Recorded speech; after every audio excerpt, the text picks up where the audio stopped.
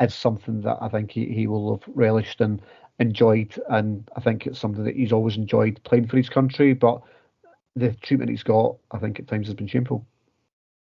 Do you know, I'm going to kind of just go straight in there on the treatment that he's had from fans about this and the over sounding world's biggest myth that he was always available for Scotland but never available for the club. The two things are not interlinked, and you would probably find that if you look back over the last 2 to 3 seasons, his international availability's probably been on a par with his club availability. Which, when you also look at the number of caps that he's won in the last 2 or 3 seasons, again tells you the fuller picture of availability. I'm a huge believer, regardless of league player or and I take again blue tinted specs off for this one. You know, if a player is fit and able and playing well, there is no reason why they should not be in the national team, unless they are medically told that they are on a set program that and again, I'm talking maybe a player returning from a big injury, say a leg break or a Craig Gordon, when he's come back from the leg injury, when you say, unless you are told that medically it's probably a good idea to have a rest for 2 weeks, then there is no reason that you should not be in the national team if you are selected by your national manager. Also, a lot of fans seem to forget players do not get to choose when they are available and when they are not available for international duty. An international manager will make the call regarding a player, and that player will be put in a squad, and the national team have every right to assess the player when they've been called up to the national team. But I think, the the old myth of he's always available for Scotland but never. I think that's a I think that's a bit of a wee case of sour grapes, probably from a certain portion of the fan base on that Yeah, one. I I think, think to it's a put bit of a it out red there. herring.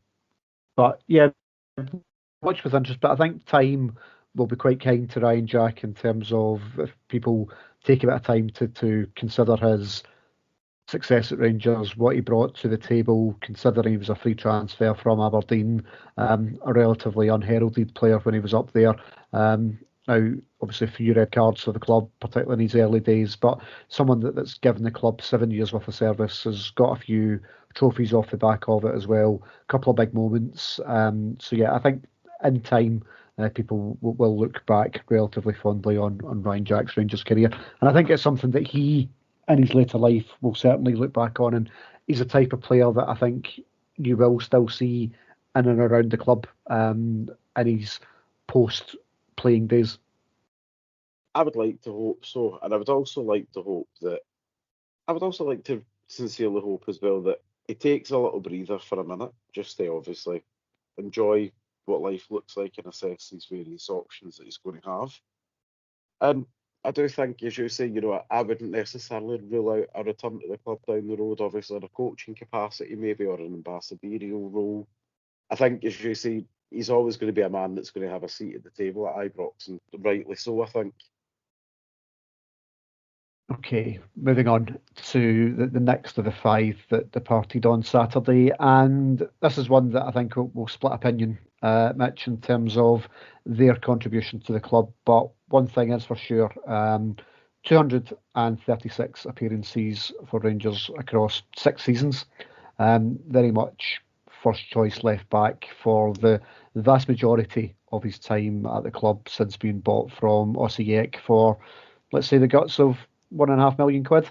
Um, Borna Barisic, if you take away from Borna Barisic's Rangers career matches at Parkhead, would Borna Barisic be looked upon any differently? I'm going to say something controversial. I know, surprise. His matches again, his matches at Parkhead, minus the last season and a half, were not as bad as they looked. And for me, Borna Barisic is really great servant to the club. Broken injury record, was more often than not available. Gave everything for him. Gave it. I think a lot of people forget Borna Barisic gave the peak years of his career. And I think what does £1.5 million really buy in today's market? It certainly doesn't And buy you Croatian left back for 6 years, and I think that's something that I think you've always got to take into account. That even in his time with us, he's going to World Cups, he's going to European Championships, he's playing games at a high level for a very talented Croatia side, and albeit that that's maybe tailed away in years, but just 2, 3 years of his Rangers career, number one pick for Croatia at that tournament, and that's ahead of maybe someone like a Josko Gvardiol, who certainly has came onto the scene now, but Borna was getting picked ahead of him. but I think as well, there's always this. I think this is an issue with Scottish football in general, and Rangers fans in particular. We're always hypercritical of our own players because we have so much access to our players. But I think if you put Borna stats and everything else that Borna's amassed over the last few seasons with us, if you put that and you put a blind, if you put a blind copy over the player's name and you told fans we are interested in signing a player with these statistics, fans get. I will not hear a sensible argument from anybody that says they wouldn't be excited about signing him. I think he is probably a player that maybe stayed a season too long, but I also think towards the end, fans in particular, and I will say that fans have to take some accountability here. I think fans ebbed away at some of Borna's confidence, and I actually think the fresh start to a new club will do Borna the world of good. And I think we see maybe a bit of a rejuvenation in Borna over the next 2 or 3 seasons, as his career tapers off, into the kind of twilight years. But I think, Borna has played a huge part in the club with things like 55, the European nights, the run into the Europa League final. People forget he was a key member of the squad for that. And as you mentioned there, obviously, he's been to major tournaments, World Cups, Euros. That the outside of the SPL and the outside of Scotland bubble, see the quality that Borna Barisic has.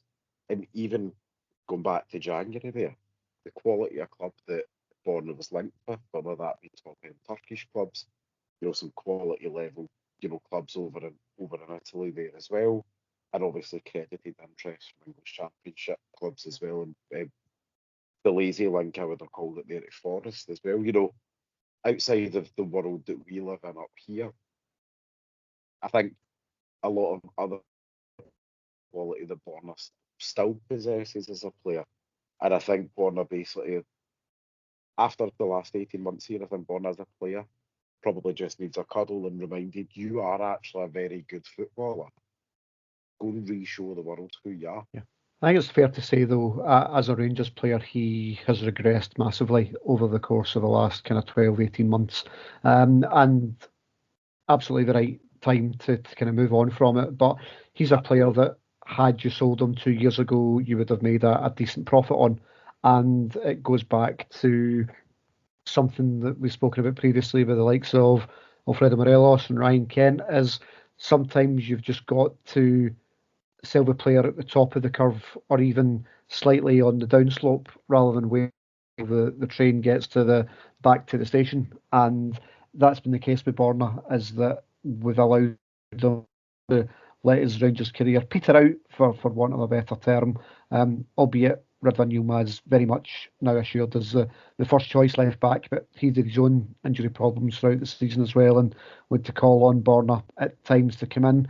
But I think it's evident that as the season was drifting away, Borna wasn't getting the time on the park to make it a glorious farewell on the pitch. And you just wonder that if there's maybe a slight regret from him that he maybe didn't take the opportunity to move away from the club, as you say, maybe a year, 18 months earlier than he actually ended up going out the door.